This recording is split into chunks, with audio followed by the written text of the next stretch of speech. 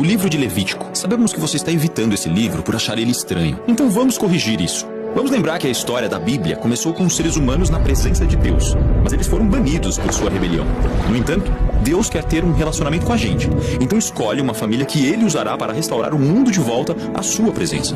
Então a presença de Deus vem para habitar em uma tenda bem no meio de Israel. Isso é ótimo. Mas isso cria um problema, porque ela é tão intensa que Moisés não pode entrar, e outros sacerdotes que entram de forma inadequada morrem.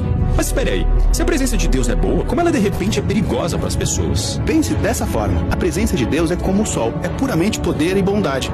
E quando algo mortal e corruptível se aproxima de um poder tão puro, isso é destruído. Então a palavra santidade é usada em Levítico para descrever a presença pura e poderosa de Deus, que assim como o sol, é ao mesmo tempo boa e perigosa. O ponto de Levítico é mostrar como israelitas corrompidos podem viver perto da bondade de Deus sem serem destruídos.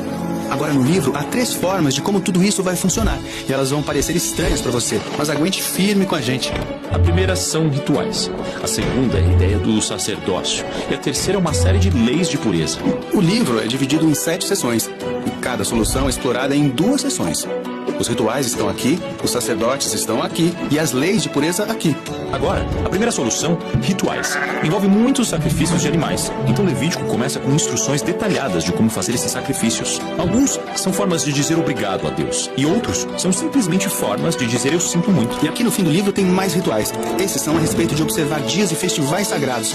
Todos eles são celebrações que contam uma parte da história de como Deus resgatou Israel e os separou das nações. A segunda solução para o problema de santidade tem a ver com sacerdotes. Veja só, estar diretamente na presença de Deus é muito perigoso. Então ele nomeia sacerdotes como representantes especiais, que podem entrar em sua presença em nome dos outros. Então nessa sessão temos uma história sobre como os sacerdotes são ordenados ao sacerdócio. Depois, essa outra sessão explica o conjunto de padrões mais elevados que os sacerdotes têm que seguir por trabalharem tão perto da presença de Deus. A terceira solução do livro é sobre as leis de pureza, e essa é, de longe, a coisa mais difícil de entender. Por exemplo, essa sessão está muito preocupada em saber se você está limpo ou sujo. Outra forma de dizer isso é estar puro e impuro. Aqui está o que precisamos saber para entender isso. Quando você se encontra em um estado puro, você pode estar perto da presença de Deus. Quando você está em um estado impuro, você não pode. Então era muito importante que os israelitas soubessem em que condição eles estavam em cada momento. E a primeira coisa que temos é uma lista de animais puros e impuros. Sim, essa lista de animais é dividida por onde eles vivem. Na terra, no mar, no ar. E o texto não é claro sobre por que certos animais são impuros, ou por que tocá-los ou comê-los torna você impuro. O que está claro, no entanto, é que evitar essas criaturas vai diferenciar Israel e lembrá-los de que a santidade do próprio Deus deve afetar tudo nas suas vidas, incluindo o que eles comem. Depois das leis alimentares, temos muitas regras aleatórias sobre coisas como doenças de pele, tocar cadáveres, o que fazer com fluidos corporais. Mas elas não são aleatórias. Todas essas são coisas que os israelitas associavam à vida e à morte, que são coisas sagradas porque Deus é o autor da vida. Certo, mas simplesmente entrar em contato com essas coisas torna você impuro? Sim, mas tenha em mente que não é errado ou pecaminoso estar ritualmente impuro. Você só espera alguns dias, toma um banho, oferece um sacrifício e estará puro de novo. O que é inapropriado é entrar na presença de Deus quando você está impuro.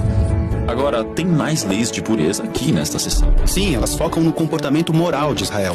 Essas são leis sobre a justiça social, relacionamentos saudáveis e integridade sexual. Viver segundo essas leis fará de Israel um povo moralmente puro, que pode viver perto da presença de Deus. Essas são as 3 soluções. Mas você provavelmente percebeu que elas estão ao redor do centro desse livro. E é nele que encontramos um ritual muito importante, chamado Dia da Expiação.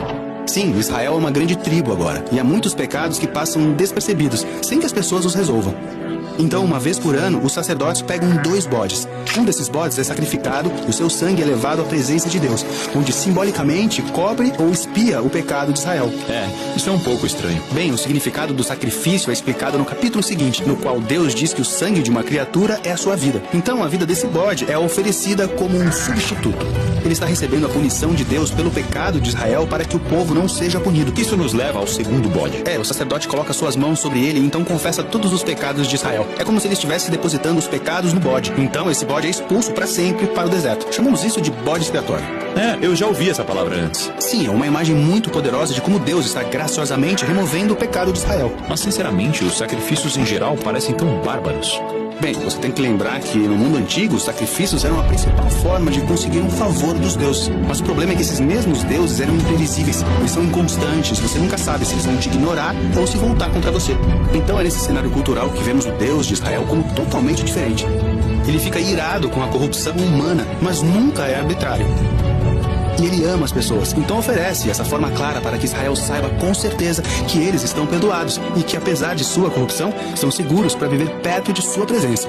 Então, na verdade, isso torna o livro de Levítico uma declaração revolucionária para a sua época. Então isso é Levítico, mas Israel ainda está no Monte Sinai, no meio do deserto. Eles precisam de um lugar para viver. Sim, a terra que Deus prometeu a Abraão. Então a viagem àquela terra é o tema do próximo livro da Bíblia.